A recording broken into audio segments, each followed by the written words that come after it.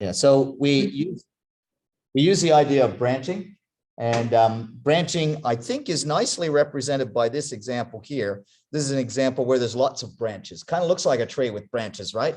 So the idea of a branch is where you get to a point and you have more than one path available to you.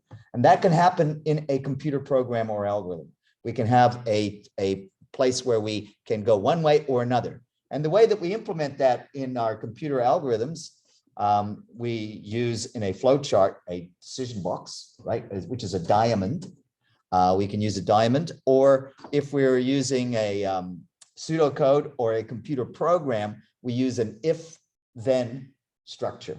Actually, it can be if-then, or it can be if-then-else, or we can have a nested if structure. If-then, if-then, if-then, we can do that kind of thing, or if-then-else, if-then, this kind of thing. So that's what we would be seeing in this one down in the bottom corner. There would be a if-then, right? So every time we go to a different and look at then we can say turning left would be else. If, yeah, okay, you get the idea. So we could have many branches in our program if we wanted. That makes computer programs very flexible, meaning that we can do so many things with them. We can actually make them to do exactly what we want them to do, even though there's lots of choices that we need to do. So get it in your mind that a program could have many choices in it, not just one branch. And of course, we start off with one branch. Now, the idea that's presented here is a true idea. I'm sorry about that. There should be a thing to hold the door so that it doesn't.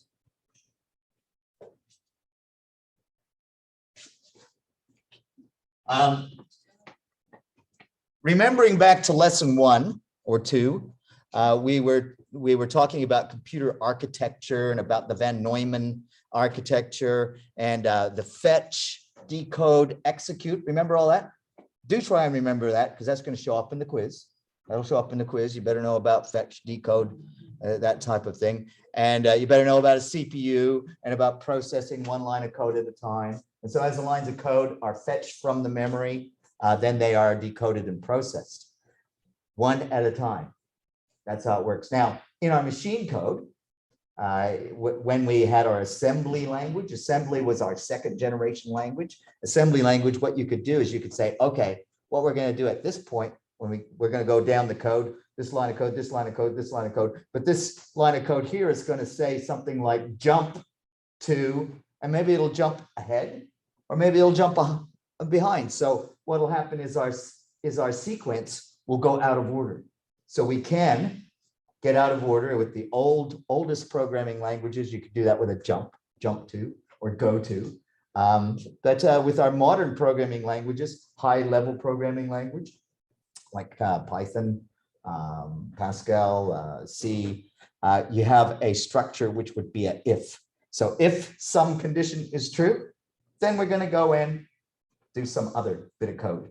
And that would be actually processing some other code in a different location. If then process, if then, and we can have if then else, which we'll talk about as well. So that is going to change the program flow. Now in this slide, it talks about 2 ways of doing it. I've just mentioned one, which is if then do this. Another thing we can have is we can actually repeat, which, by the way, repeating is just a special way of if then. Because basically what we're doing is we get to the end of a bunch of code and we say, if you want to keep going, just go back up to the start and keep going around, all right, until some condition is true. Until this condition is true, we're just going to keep doing this stuff. So that's just a special kind of if then. We don't actually use if. The program structures that we use are while some condition is true, do this stuff, or we use a special one, which is a for loop. And for loop is just the same as a while loop, but it's written more neatly, so you don't have to do as much typing. And so you'll learn about those as you get into your programming a little bit more. You probably heard of logic, the idea of logic, you know, and if something's true, it can't be false. these kind of things, and people have these arguments that where they present a premise, a couple of premises, and based on if those premises are true, then we can deduct the fact that something else is true. Those ideas are quite old, and you may have heard of people like Aristotle and Plato and Socrates. They developed that kind of sort of logic. So I'm not going to attribute that to a modern person. Those ideas were quite old, and in fact, you had some Arabic philosophers that were working with that too. Averroes, I probably don't say his name right. From Andalusia, I think. Yeah. Anyways, but more modern, more recently, we have this gentleman by the name of Boole. Boole was an English mathematician, and he described. So he didn't invent, because as I said, these other people from thousands of years ago sort of were discussing these things, but he described it in a way that made it useful for us to use in computing this kind of logic, which we now refer to as Boolean logic. We call it Boolean logic because this fellow described it for us in such a neat way. This is the logic of the exclusive. It's exclusive that true and false are opposite. So basically, that's what we mean by Boolean logic, is that true is the opposite of false. And basically, that's just the start of it. But here's some examples of some things that can be described as Boolean statements. It's a Boolean statement because it is either true or false. So for example, John is hungry. John cannot be hungry and not hungry. He's either hungry or he's not hungry, right? So, I mean, depending on when he ate last, if he just finished eating, then this is false. He's not hungry. If he didn't eat since yesterday or 2 days ago, then probably it's true. John is hungry. You get the idea? So that is a Boolean statement. It can be either true or false, but it can't be both. Likewise, Toronto is the capital of Canada. You may recognize that that's a false statement. There's no way that that will ever be true. Now, some people might say, oh, you know, before Canada was federated in 1867, and that's when they established the capital of Canada. Before that, it was a colony of the British Empire, and it didn't have a capital as such. It had a couple of capitals, and one was in Quebec, and one was there at Toronto. Yeah, it was called Yorktown. It wasn't even called Toronto. So yeah, Toronto is not the capital of Canada. So that's false. Age bigger than 18. Now that could be either true or false. That's a condition. Now this is the type of condition that you would see in a computer program, because what you would do is age would be a variable into which you would store a number, and then you could test that in a condition in a computer program, and you could say, well, it's either bigger than 18 or it's not. What about if age is equal to 18? Is this true or false? Age is 8. So we read in age takes the value of 18. Age is bigger than 18? True or false? False. I mean, yeah, so age takes the value of 18. If age is bigger than 18, print hello, or print happy birthday, or print, you can come in, right? I don't know, you can have a driver's license, right? Print driver's license. Well, that's not a very good example, because you're going to say it must be bigger than 18. If the age is 18, that's not the same as bigger than 18, right? You would have to be 19 to be bigger than 18. Does that make sense? So the opposite of this would be less than or equal to 18. We'll talk about that too. We'll talk about opposites, because Boolean is also about opposites, true and false and opposites. Name has less than 2 characters. That's a Boolean statement. Name, I guess that could be a variable. And if it had less than 2 characters, it could only have 1 or 0 characters, right? It's kind of a weird sort of a statement to make. But anyways, this was all nicely codified by this fellow by the name of Boole. Now, here's some examples that are not Boolean. Some examples that are not Boolean. How old are you? That's not Boolean, because it can't be true or false, right? You can give a number as an answer, but it's not true or false. Add 2 and 3. It's not true or false, right? It's just add 2 or 3. But they're not. So what has that got to do with this statement here, right? When we do a decision, it's usually based, not just usually, it's always going to be based on some condition. And we use the Boolean to set up the conditions. If some condition is true, then we're going to do something. So that's what we're looking for. If, and then we set the condition, then we check the condition out and see if it's true. So here's an example. Supposing that you were running a store and you like to give a volume discount to encourage people to spend more money at the store. If they spend 1,000 reals in any one purchase, then you're going to give them a 10% discount. So you would say if price or if expense or purchase amount, if purchase amount is bigger than or equal to 1,000, then discount 10%. So you see the if then, and we would represent that in a diagram with something like this. We would just say purchase amount is bigger than or equal to 1,000. I should say bigger than or equal to. Sorry, I made this too small, didn't I? Because of this other thing there. Let's do it like that. Purchase amount is bigger than or equal to 1,000. So that is the condition, right? That's the condition. And then we would represent it with this symbol here, which represents a decision. Yes, Abdul. The input would come from normally from on top. So we'd have some, here we would have get purchase. That would be an input. Let me just erase so we can do this properly.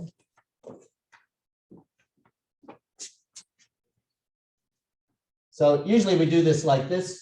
We're going to have one input coming into the decision, and then coming out, we can have a yes. Now you could replace the yes with a T for true or the word true. I mean, they're all okay. They're all correct to do that. And then if it's a yes, then we go and do something else, right? Maybe we'll output. Oh, no, actually, it's not a, that's where we do the process. So this would be a process, and it would be the discount process, discount 10%, however that works. Otherwise, we would have a no. And then we go on and, here we have a pay amount. Actually, so the discount would be amount is equal to amount minus 10%. And then we would pay the amount. And then we would continue on, right? So, so we've got a branch. We have a branch here, right? Depending on the condition. If the condition is true, we go in this branch and we do this. But if the condition is false, we don't do that. We just go on here. Does that make sense? And I think I actually have that in a flow chart here. Yeah, there we go. So this is the missing part out of this flow chart. Everything in here should look familiar to you. Those are the flow charts that you did in the last tutorial and the last lab. Input, output. Oh, there's one thing missing, which is the process. And the reason why the process is missing here is because this particular process we're going to replace with this decision. Why? Because we're going to say you get a discount if you have 1,000 reals. So after we got the amount of the purchase, we're going to test with a condition. Is the amount bigger than 1,000? It kind of looks like what I did here, right? If the amount's bigger than 1,000, then we're going to do this. But if it's not, we're going to do this. Now notice that this particular thing, this output happens regardless, right? Whether this is true or false, we're going to do this. We always do this. We do this there, or else we do it after there. The only difference between these two is if it's true, we execute this. And if it's false, we skip it. We're skipping it. That's all we're doing here with this arrow, is skipping one process. That's the simplest form of an if statement, if this is true. If it's true, we do this. Otherwise, we're just going to skip it. Simple. All right. And I think we got another one here. Yeah, here's another one. You're going to the restaurant, and the deal is that only people who are adults get shown the menu. So we test it. Is the age bigger than 18? Should say bigger than or equal to. But okay, because we're going to say that. So really, this just means that must be 19. So if they're 19 or more, we show them the menu. Otherwise, we just skip. They get to order, but they don't get the menu. I don't know how you're going to order without a menu, but you know, okay. That's one. Now, this one is a little bit more complicated, right? So the last one was if it's true, do that. And if it's not true, we just skip. That was if then, skip. This one, you got two choices. So what's happening here is depending on the decision, depending on the condition. If the condition's true, we do one thing. If the condition's false, we do another thing. Now, the thing that we do if it's false, we don't do if it's true. Can you see that? So if the person's age is not bigger than 12, sorry, let's look at this one. If the person's age is bigger than 12, they get shown the normal menu and they do not get shown the kids menu. Does that make sense? But if the person is not bigger than 12, they get shown the kids menu and they do not get shown the normal menu. So you get shown a different menu depending on whether this is true or false. So this would be implemented in a computer program with if this is true, then do this. Else means false. Else do this. So we got a true or a false process, depending on what our condition does. Does that make sense? Inshallah. All right. So I think I made that point. Is now, just to make it a little bit more complicated, trickier, I suppose. Imagine going back to that first slide that we looked at, and we saw the branches, and there was many branches. We went down this branch, and then we didn't stop. We just keep going to other branches. You can do that. Here we have that represented in a thing that we call a nested if. Nested means that inside of one, we've got another. Inside of one if, we've got another. So what I mean by that is the only way that you're going to get to this decision is if it was true that you're more than 16. If you're not more than 16, we're not going to ask you if you're more than 55. Does that make sense? So here you have the decision. Are you more than 16? If that's false, then we skip all of this stuff. We just go down and say, sorry, you can't write. This is because I'm sorry I didn't preamble this, but this is a extreme sport ride or something like that. I don't know, some kind of roller coaster that, you know, makes young people and old people sick. All right, so they very arbitrarily, they've decided that if you're not 16, you're not allowed to ride, probably for some legal reason. And on the other hand, if you're more than 55, you're not allowed to ride. Yeah. If I'm at that place, I'm gonna take him to court. You know what I'm saying? I'm freaking riding this. You know, no, I don't know. Depending on where it is, I think that's discrimination, right? That's really bad. Anyway, so if the age is bigger than 16, then we go here, right? And then we ask them another question. This is nested. This if is nested inside of this if. Does that make sense? We only look at this if this one's true, because if it's false, we skip it completely. And that makes sense, right? Because obviously, if a person is more than 55, they must also be more than 16, right? We use this a lot in some other ones, which I'm going to represent. And this, yeah, I'll do it over here because otherwise it won't show up. Things that, supposing we wanted to get people's grades, we could do this. We'd say input grade. Input mark. All right. So we get the mark. Oop, that should be like that. And then we could do so is the mark bigger than 90? Bigger than or equal to 90? Now that can be true or false, right? So if it's true, then grade is going to be an A. Pretty simple, right? And we could output that. Grades equals A. But what if it's false? Yeah, let's do false this way. Then what we're going to do is we're going to see, is the mark bigger than or equal to 75? And if that's true, then we're going to do the grade is equal to a B. And we're going to output that. And if it's false, then we're going to do another one, which is the mark bigger than or equal to 60? And if it's true, we're going to do the grade is equal to a C, and we're going to output that.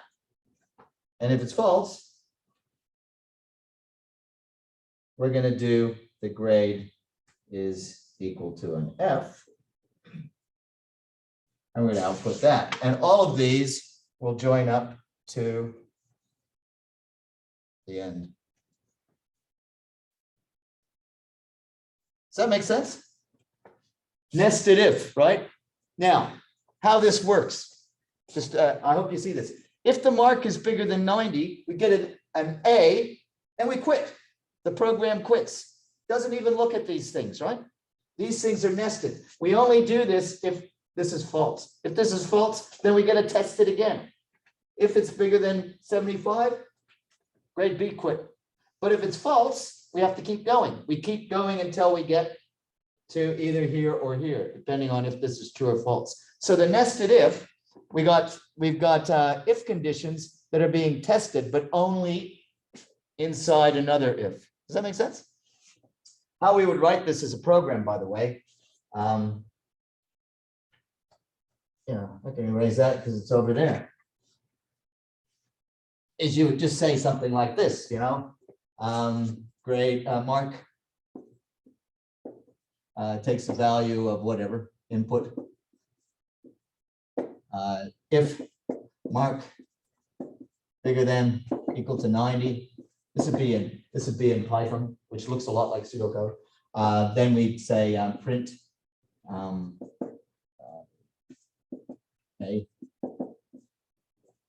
elif mark bigger than or equal to 75, print b elif what that means in Python is else if. But I hope that's pretty obvious, right? Elif means else if. Mark is bigger than or equal to 60, and print C else. I'm not even sure if this is right. Print F. So you're probably going to see something like that. If we have enough time, maybe at the end of this lesson, we can do that. Selection always come before input and after output. Which one? It's come always in the middle between input and output. Yeah, you need selection needs something to select on. Yeah, it doesn't always. Yeah, so that's why I put it here. We had to have something to select on. We had to have a mark. Anyway, so I hope that makes sense. Blah, blah, blah. All right, so in the next couple of slides, we're going to talk about compound if statements. So a compound selection is where we have two conditions, and we can put these two conditions together. And when we put them together, we join them with either an and or an or. If we join them with an and, then both conditions have to be true for the compound condition to be true. Compound condition of an and is only true if both are true. The compound condition of an or will be true if either of them are true. Only one of them has to be true. They can both be true, or one of them could be true, and it would still be true. Does that make sense? So we have these two different ways of doing compound conditions. Compound conditions could be two, but you could have a couple of ands. All right, you can join them together with more than one and actually you can join them with ands and ors. But we'll just try and keep it simple. But just imagine we've got two conditions together joined with either an and or an or. And then the compound condition for an and is true only if both of them are true. And the compound condition for an or can be true if either of them are true or both of them are true. So we call it a conjunction when we use an and to put the two conditions together. So we have two special words for this. We got the word conjunction, which means we're joining the two conditions with an and we got the word disjunction, which means that we're joining the two words with an or. So as I said, for the compound condition be true, if there's an and, then both of the two conditions must be true for the compound condition to be true. Okay? for the compound condition to be true, if there's an or, they can be true as long as one of them is true. But if both of them are true, then it's still true, right? As long as one or more of them are true. So now the next bit is to talk about if we falsify them and how we falsify them, or it calls here negate is the word that's used in the slides. Negate. How do we negate? Negate means to negative, right? So negative is the opposite of positive. Another word you could say is that we invert. Invert means to tip upside down. But the term that we use is we use a not. We say not. Now, by the way, in today's lesson, if you look at the links that I gave you for today's lesson, there is a 5-minute video where a fellow discusses ands and ors in terms of logic gates. Now, as far as I know, some of you may have come across this before in your high school studies or something. So you may be familiar with logic gates. If you're not, don't worry. It's only a 5-minute video. I think it's really, really useful for you to look at it. It gives you the idea of how the ands and the ors work together. So I'm asking you to have a look at that afterwards. It's a 5-minute video. I'm not going to show it in class because you can look at it yourself in your own time. All right. So what would we do if we made the conditions false? And it's very simple for you to sort of think this, right? If you have a compound and condition, two conditions together to make a compound condition with an and in the middle, if you negate it by saying not, so falsify the entire condition, what we end up with is the falsify is going to include an or. So if we falsify an and, we get an or. If we falsify an or, we get an and. So I hope that's easy enough to, and keep that in your mind. Let's try and prove that to see if it's true. So for example, you have an and condition. You know, well, as I'm running out of space here,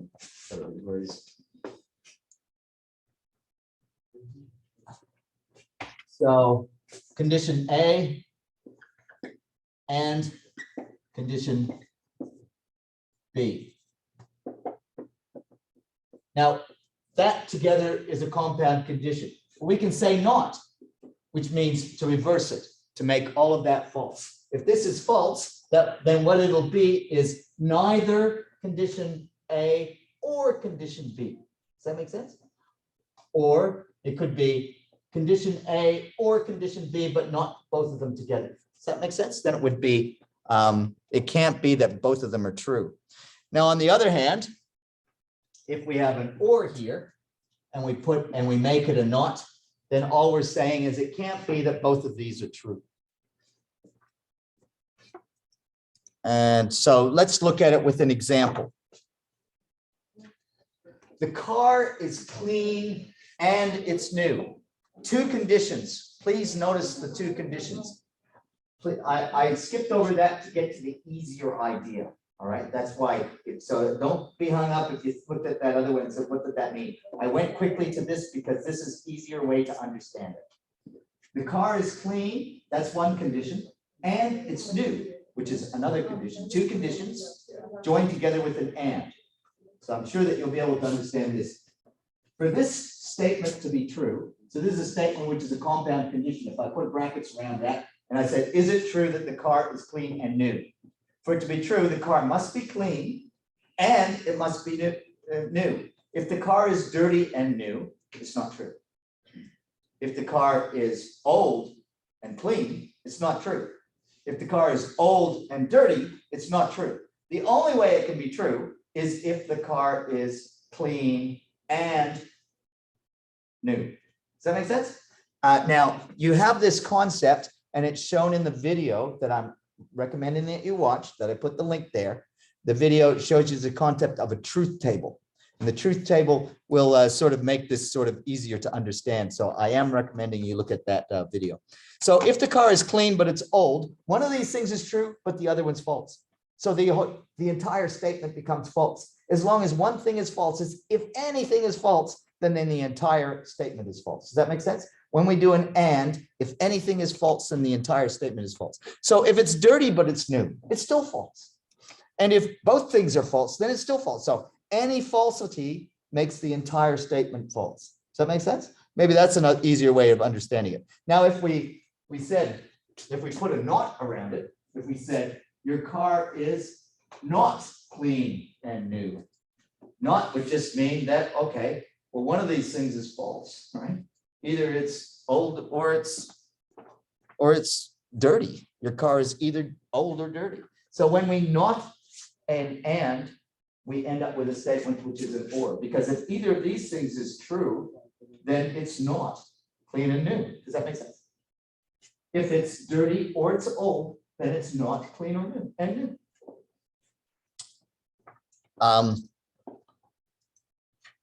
So now we got the condition and we're using a conjunction of or. Imagine this is all one statement, right? Your car is clean or it's new.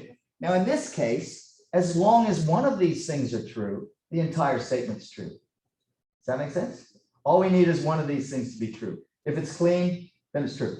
If it's new, then it's true. Doesn't matter if it's the other condition. That's how the or works. So if the car is clean but old, then it's true. If the car is new but dirty, then it's true. If the car is clean and new, then it's true. But if it's dirty and old, so this is the negation, right? If it's dirty and old, then this is not true. So the only way that this is not true is if we change the and to an or, right? It's dirty and it's old. Now it's not true. Does that make sense? So that's the negation. To negate the statement, we say the car is dirty and it's old. In other words, no statement of the above was true. Therefore, it's a not. Let's see if you can negate these. What I want you to do is imagine that you put the word not. When we negate, we put the word not and apply it to the entire statement. So not this car is beautiful would be, yeah, ugly would be fine. Or you could just say this car is not beautiful. Not next weekend. So imagine this entire statement. Notice it's joined with an or. Not next weekend, I will go to the beach or to the desert. Not. So if I opposite that, if I negate it, if I make it false, if this statement becomes false, next weekend, I will not go to the beach and I will not go to the desert. Very, very good. You picked up on that perfectly. I will not go to the beach and I will not go to the desert. Because if I went to either of them, it would have been true, right? It wouldn't have, if I didn't go to the beach, it could still be true if I went to the desert. And if I didn't go to the desert, it could still be true if I went to the beach. So the only way I can make it not true is I have to not go to the beach and I have to not go to the desert. Very good. I like burgers and pizzas. I like burgers and pizzas. Would be? I don't like burgers or pizzas. So because if I like pizzas,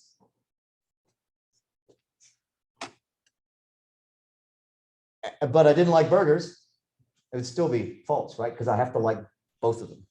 I don't like burgers or pizzas.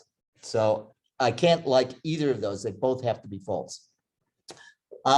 This course is interesting, but difficult. The word but can be a bit confusing. I don't want it to be confusing to you. What it means there is like an and, right? But you know, that would have just been clumsy English. So we put a but there instead. This course is interesting and it is difficult. So the opposite of that, if we put a not around that, that would be? Or, yeah, I mean, we're going to end up with an or in there. We're going to say this course is not interesting or difficult. It's neither of those two. It's not interesting or difficult. Very good. Okay, and so I skipped over to the next one. Sorry. He's younger than 8. He's between 18 and 35. So that would be 18, 19, 20, blah, blah, blah, 34, 35. The opposite of that is he could either be 0 to 17, or it could be 36 to 100 or something. Last one, I got an A in the midterm, or I dropped the course. So we're saying one of these things are true. So if we make the reverse of that, we're going to be saying that none of these things are true, right? I did not get an A and I dropped the course. Is that right? I got an A in the interim or I dropped the course. Oh yeah, and I dropped the course. So yeah, both of them. We changed the or to an and. That last one's a bit sort of weird. I got an A in the interim, in the midterm, or I dropped the course. So if either of those things would have been true,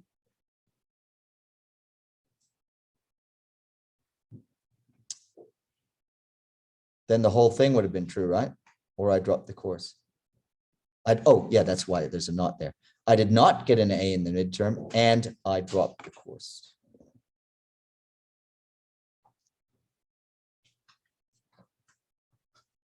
I didn't write this one. I don't like that one. I got an A in the midterm or I dropped the course.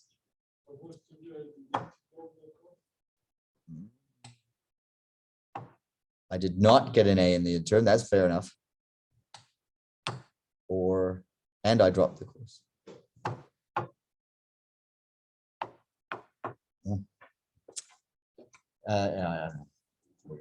I would have said not, and I didn't drop the course. All right. Right. So you've seen this example. What we've done to this example is we've added a selection to it. The example, what I mean, you've seen the example is we said we inputted a number in Fahrenheit and we converted it to Celsius. But now what we're going to do is we're going to take that number in Celsius and we're going to test it to see if it's freezing or it's liquid or it's boiling. And so we have two numbers that allow us to do that.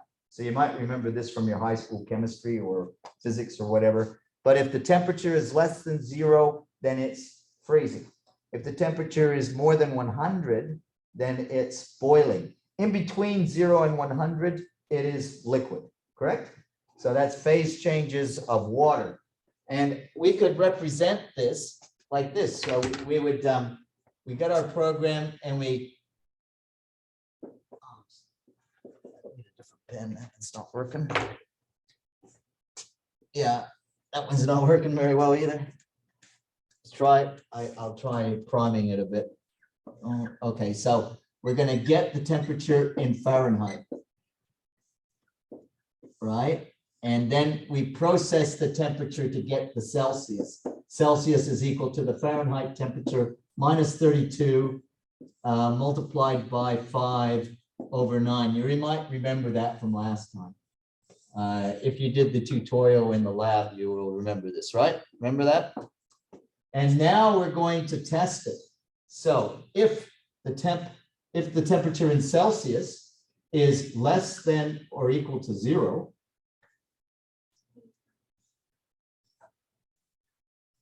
then we're going to, well, if that's true, we're going to output freezing. We're going to print freezing.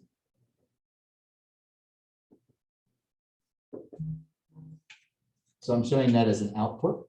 Okay, and then that will go to the end of the program. But if that's false, if it's false, then we're going to test to see if the temperature is bigger than or equal to 100. Hundo, as my daughter would say when she asks me on a Friday for money, right? Hundo. Yeah, there we go. If it's bigger than a hundo, then if that's true, then we're going to print boiling, right? That's an output. And what if it's false? If it's false, then we're going to print liquid water. That's an output. And then all of those go to the end or finishers or whatever.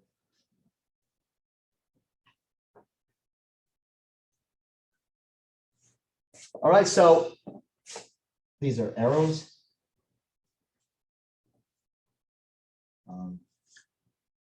Okay, nested if, right? So if the value is less than 0, we just print freezing and we quit. But if it's bigger than 0, we have to do another test. and we see, is it bigger than 100? And if it is, then we're going to say it's boiling. But if it's not, we're going to say it's liquid. And that would be a nice liquid. We can test that here. And, you know, indulge me. Let's just try this. Is this the last slide? It is. So I'm showing you this because you don't have to do this now. You know that. But I'm showing you this because you will be having to do Python before you finish this course. And so let's just call this states of water or something like that. Remember from your high school? And so what we do is we ask them for the temperature in Fahrenheit.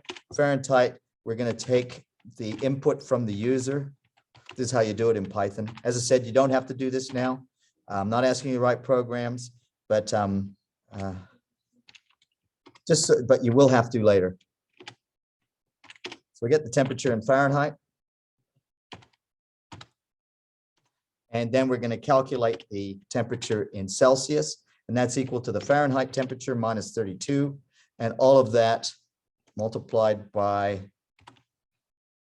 so easy to do math in computers, right? All of that multiplied by 5/9. So Celsius is going to be a float number because we've got a division going on. Whereas Fahrenheit's going to be an integer number because I've made it an integer number. We call this casting. I've converted whatever the input is. The input, any input that we do in Python is going to be a string. String is like characters. So it has to be converted to an integer if we're going to do calculations with it, or an integer or float. Anyway, so now we're going to do our nested if. If the temperature in Celsius is less than or equal to 0, then we're going to, let's print the temperature.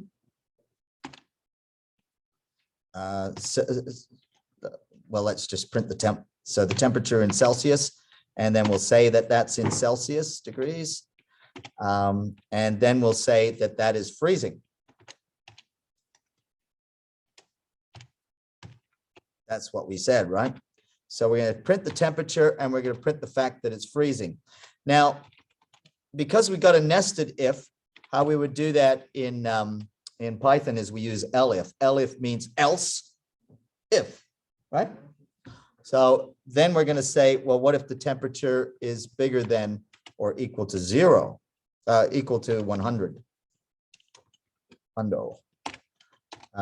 don't feel like typing this out again. So I'm going to copy it and I'm going to paste it.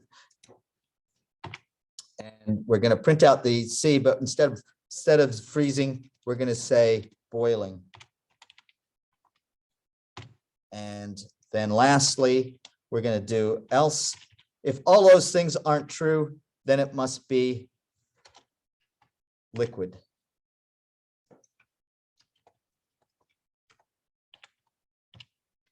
So I hope you see the idea here of a nested selection, right? We got a selection here. If it's true, we're just going to print this and then we will exit. Right? That's the only thing that will happen. If the temperature is less than 0, this will be executed and all this stuff will be skipped because these are the falses, right? You either do true or false. So to get here, if it's true, we do this and we don't do that. But if this is false, then we check here. And if this is true, we print that and we finish. If it's not true, we go and check, we go and do this. So let's see. Let's run it and see.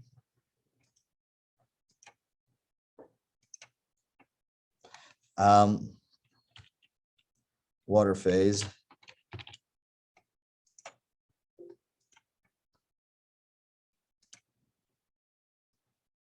All right, so we put in the temperature. It said to use 3 temperatures. The temperatures it said to use were 20 degrees Fahrenheit and 120 degrees Fahrenheit and 300 degrees Fahrenheit. So 20 degrees Fahrenheit, you know that Fahrenheit is used in America, right? And 32 degrees is freezing. So 20 degrees Fahrenheit is less than freezing. So it's going to be a negative number in Celsius, right? It's going to be about -7 degrees. 120 degrees Fahrenheit, that's a very hot summer day in Qatar, right? It happens.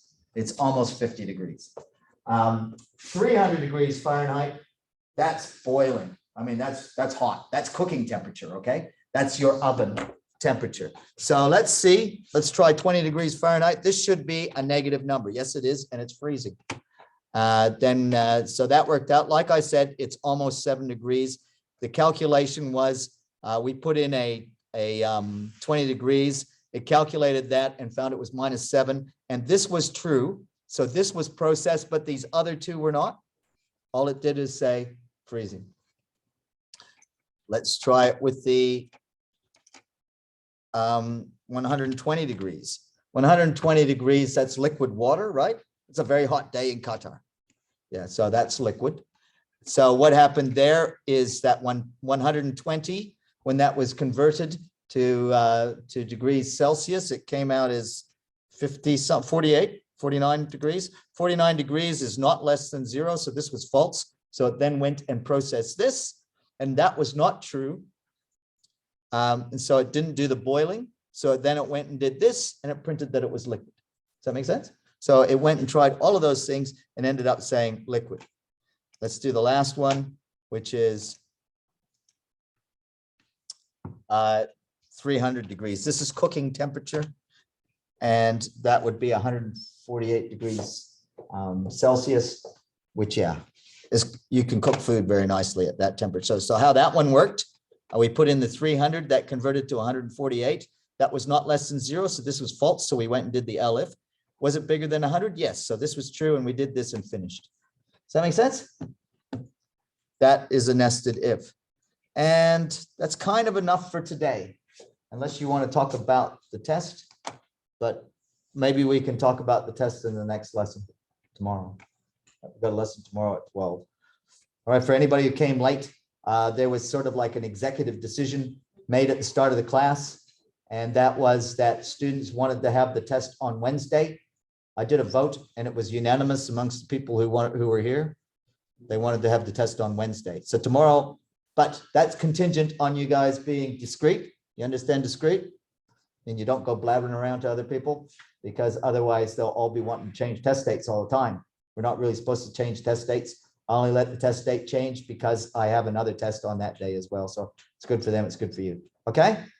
So tomorrow we will talk about the revision for the test. Any other questions? All right. So make sure you sign in.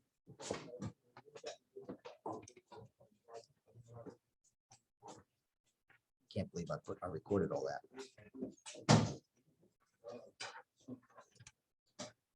Thank you, sir.